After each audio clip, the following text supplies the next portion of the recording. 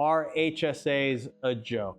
Last week, I went out to dinner with my friend Steve, and when we were at dinner, we were talking about various tax savings and tax strategy. And one of the things that came up were HSAs, which are health savings accounts. And I was surprised at a bunch of the misconceptions that Steve had about HSAs. And I figured that if Steve had a bunch of misconceptions, you may have some too. I'm gonna go over what HSAs are, what are the rules you need to follow to set up HSAs, the pros and cons of having an HSA. I'm going to tell you the 7 biggest myths that surround HSAs. Then I'm going to go over all the numbers and things you need to know regarding the maximum contributions, the maximum amount you can take out, what are the things you can and can't do with limits regarding HSA. What are HSAs? HSA stands for Health Savings Account. They were created in 2003 under President Bush regarding a Medicare Reform Act. And what these HSAs were created for were to help people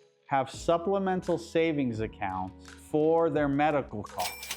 And they created a bunch of tax benefits and incentives regarding them, and I'm gonna go over them. Now, these HSAs have certain rules that need to be followed. Those rules are you have to have a high deductible health insurance plan. That's the #1 most important rule for an HSA. If you have a high deductible, then you can fund an HSA. And I'm gonna go over what those numbers are because they're indexed for inflation every single year at the end of the video. As I mentioned, there are some pros and cons to having a HSA. The pros are they're tax efficient, there's tax-free growth, and it can act as a retirement account. Now, when I say it's tax efficient, that means that a health savings account behaves just like a traditional IRA and a Roth IRA at the same time. For those people who don't know how those work, a traditional IRA is an IRA in which when you put money into it, you get a tax deduction. And then it continues growing, and a Roth IRA is where as it grows, you never have to pay tax on the growth. So the beauty of an HSA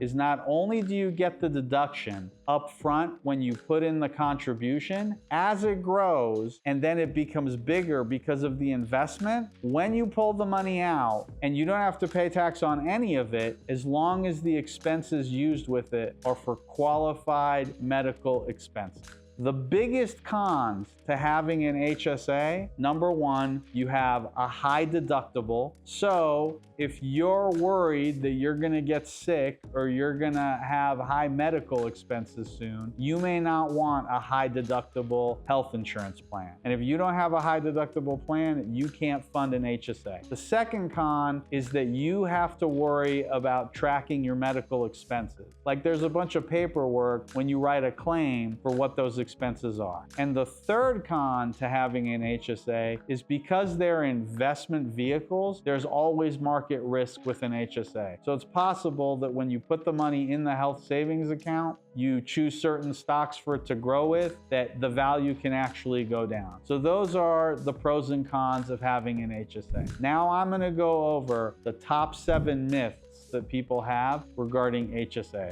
Myth #1 is that HSAs are only for wealthy and rich people. That is completely not true. Anybody that has a high deductible health plan can fund an HSA. I know a lot of middle-class people that fund their HSA. So you do not have to be wealthy to fund an HSA. True, if you make a lot of money, it's easier to fund it because you have excess cash, but you don't have to be rich to fund an HSA. Myth #2, HSAs are use it or lose it. This is completely false. One of the biggest myths that people have regarding HSAs is that they think if they don't spend the money by the end of the year, they lose the money. That is not true. It's a health savings account. It acts like a bank account, which means if you don't spend the money on the HSA for medical use and it has a positive surplus at the end of the year, it rolls over into the next year just like a traditional bank account. So the idea is to continue funding your HSA as many years as you can so that way it grows like a savings retirement account,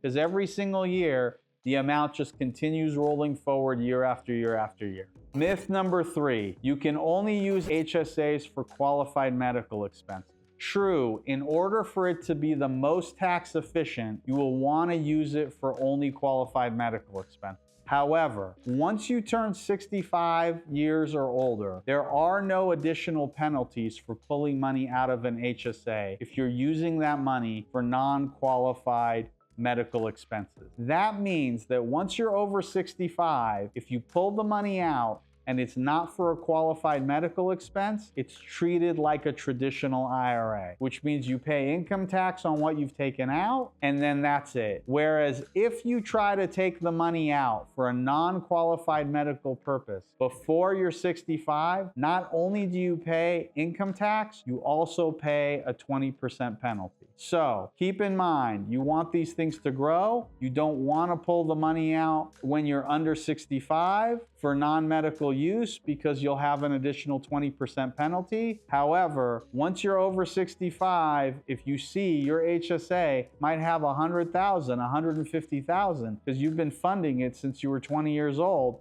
you may want to use that money for something other than qualified medical expenses, and you can. You'll just have to pay income tax on it. Myth number 4, you cannot have an HSA if you're over 65 years old. This is completely not true. Now, once you're over 65, you're eligible for Medicare. And once you're eligible and you're using Medicare, you can no longer fund an HSA because now you have a health insurance plan. But if you're 65 and you have an HSA that's full of money, that doesn't mean you immediately have to empty the HSA. In fact, in certain cases, you can use part of your HSA to pay part of your Medicare premium. Myth number 5, you cannot use HSAs for dental or vision care. This is probably the biggest HSA myth ever. You can absolutely use your HSA for your routine dental cleanings. You can use it for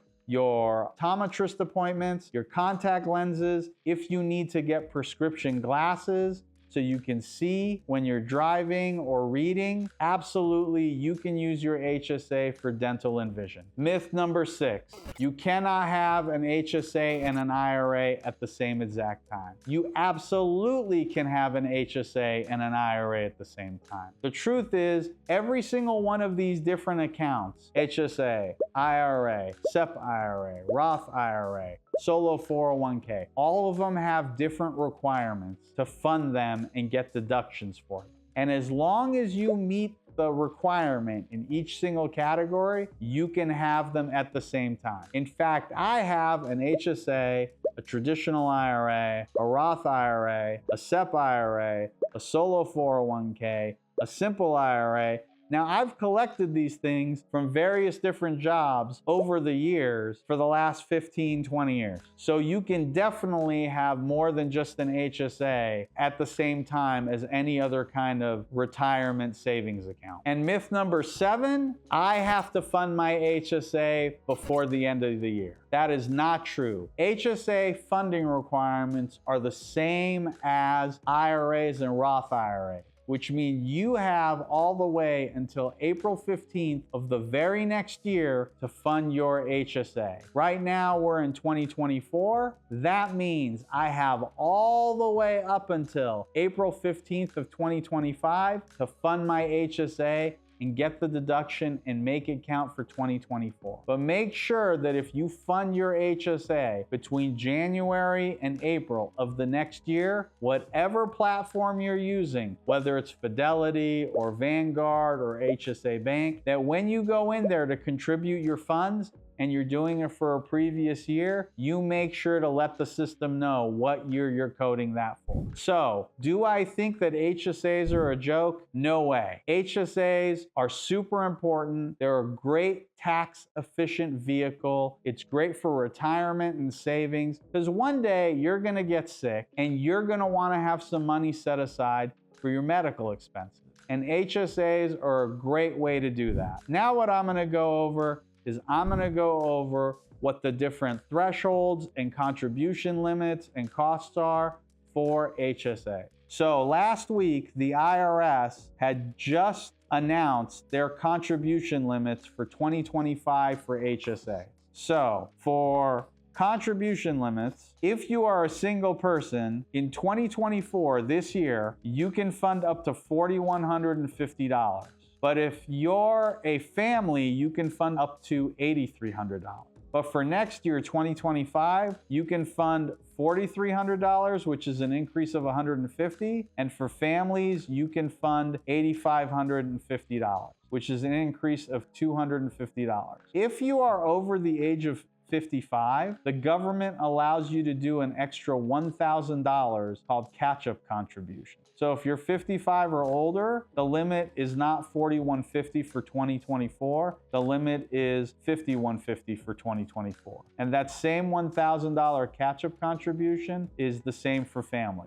The minimum deductibles you need for your high deductible health plan are $1,600 if you're single, $3,200 if you have a family plan. Those are the numbers for 2024. For 2025, the number went up to $1,650 if you're single and $3,300 if it's under a family plan. And the maximum amount that you can spend out of your HSA in any given year are $8,050 if you're single, $16,100 if it's a family plan, and for 2025, the maximum out-of-pocket you can use from an HSA is $8,300, and if it's a family plan, it's $16,600. I'm gonna go ahead and leave a link in the comments section to my article that has all these numbers, so that way you don't have to memorize them all. And if there's anything I missed about HSAs, let me know in the comments below. Thanks a lot.